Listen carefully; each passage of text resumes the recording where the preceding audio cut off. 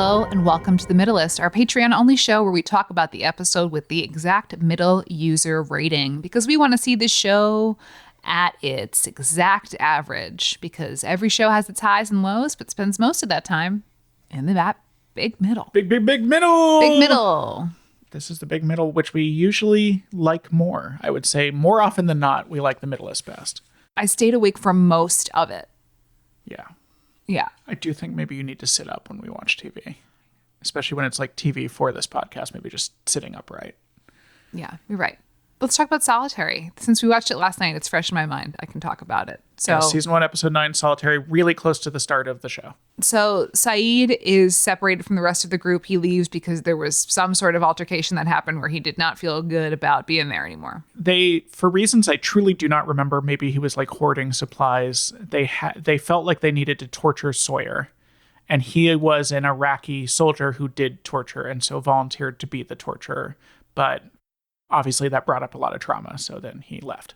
He finds a transmission wire in the sand and sources it back to the jungle. In the jungle, he notices that there is a trap, but it does not stop him from getting ensnared in the trap and getting injured. Well, it's because it was a decoy trap, which he does avoid and then steps into the actual trap. So he gets trapped by Rousseau, who is a French woman who is a bit crazy, as all French women are.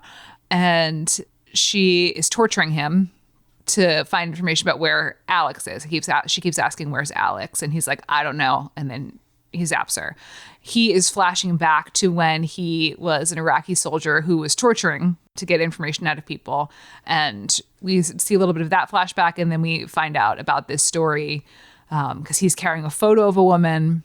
And Rousseau pulls out the photo and is like, who is this? And he's like, that's Nadia. And he tells the story about how he was tasked with torturing Nadia, but that he didn't. And then he was tasked with executing Nadia. But instead of doing that, he tries to let her go. But they get caught while he's letting her go. So he has to shoot another soldier and shoot himself so that it looks like Nadia did it. And then she can run away.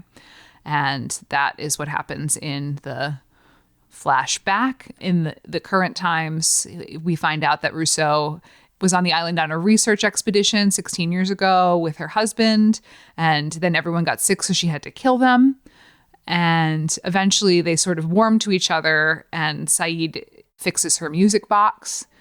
And then it was revealed that Alex is her daughter who is missing. Meanwhile, back with the pack. They never actually... Saeed assumes that Alex is a man and she never corrects him. She just says, my child. I don't think they reveal it's her daughter until quite a bit later. Yes. Because why would a woman? Why would a woman? And back at the regular pack of the island, Sawyer's like trying to figure out how to get back into the social standing. Jack is treating a guy for hives. Character I do not remember who I think gets killed off pretty quick. Yeah.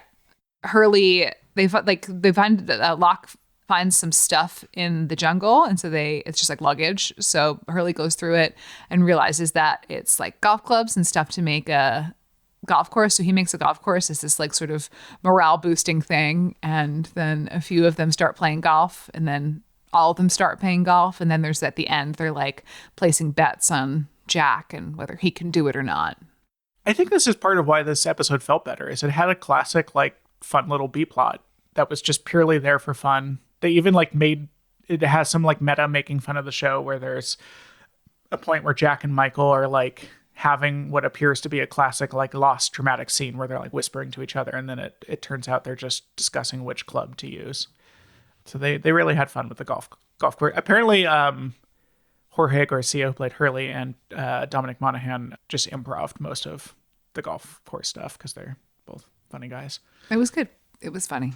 But that's what you missed on Glee as far as that goes. What do we learn about the show? I think that some of the magic of this show, a lot of the magic of this show comes from, it has a ton of characters. And when they come together, when these sort of odd pairings happen, like I don't know what the little boy's name is. Walt, but like he wants to work with Locke. And so like there's that like, we're sort of combining people here and there in new and interesting ways. And I think that's always interesting to see. Yeah, I mean, again, so much of the show was about these characters that clearly the showrunners didn't know what to do with. I mean, Hurley, they kind of kept around as comedy. They apparently, He was added pretty late. They saw Jorge Garcia in Curb Your Enthusiasm and really liked him, and so wrote Hurley for him and added him to the pilot. And pretty much to the end, they keep Hurley around as like comic relief. But yeah, there's a lot of people here that they are way more interesting than the main characters that we get to spend some time with. And also just the show never figures out what to do with them. It is kind of the casting department really came through on the show, and then the writing department and the show writing department let that down. I should mention that Rousseau, apparently Saeed was able to intercept a transmission of her. Yeah, that was one of the very first mysteries in the pilot. They find a French woman's distress signal on a loop, and then they calculate, because it gives the number of loops, and so someone does the math and realizes it's been running continuously for 16 years. And then it is revealed that she is the woman on the transmission. Yes, that she set that up when she lost her daughter, and then has not been able to be back to the transmitter to stop it. I will say that Mira Furlan, who plays Rousseau, recalled an abusive on-set experience in her memoir. She regarded the entire cast as complicit. Oh, good. With the exception of one main actress. I don't know who it is. I guess I could click. I'm not going to read her whole memoir, okay? I'm not going to do it. Take bets. Anyone at home want to take bets on which of the actresses was the good one? I don't know. It's not going to show me. I have to read the whole memoir to find out. I'm guessing the lady that plays Claire, because she always gave good vibes. She's Australian. Okay. Yeah. This episode introduces a lot of stuff that would later become important to the show. This is the first episode that introduces the idea of the others, who become the antagonists basically for most of the series, which is the others are the other people who are already on the island, who I think are remnants of the Dharma Initiative, although I am almost certainly forgetting some important lore stuff there. It also introduces the idea of the island infecting people and turning them evil, which becomes a major plot towards the end. Saeed, specifically, I think gets infected by the island and becomes evil. There's also like a little bit of like not foreshadowing, but like, I don't know, maybe breadcrumbing where Jack is treating the guy for hives and he's like kind of really stressed about it. So it's like the island is making people sick, whereas this random guy is just like, I have a symptom. So it's like maybe they were planting something there. Yeah. There's also I did some reading and they tried to plant more, which is they had a line where Saeed asks her what their research trip was investigating. And she says time, but then ABC was like, let's not get supernatural in the first season. It was science fiction-y. They were worried. Yeah. They were worried it would seem too science fiction-y if she was there looking at time. Which seems so broad. Like, time. No, we're going to cut that. I'm going to cut that. Listen, the network did not know what it had, and it tried on all fronts to sabotage what it had, but it failed to stop how popular the show was. But our guy who got this show on the air, who greenlit it, he ended up working on the show, and he became the voice of previously on Lost. I think that's great. I think he deserves that. He also has had a good career since he was the head of William Morris. He now has his own production company. They just did House of Dynamite companies. Was one of his. I think he's a pretty bright guy, Sorry, we have construction workers as always shouting outside. What else do I have? Oh, I think that I'm kind of glad we had a little behind the scenes. So when something is like 120 episodes, I just do the divide by 2 and grab 60. When in this case it's 121, I can it's choose between 60 and 61 because halfway is 60.5. In this case, 60 was the second to last episode of the entire series, the one right before the series finale.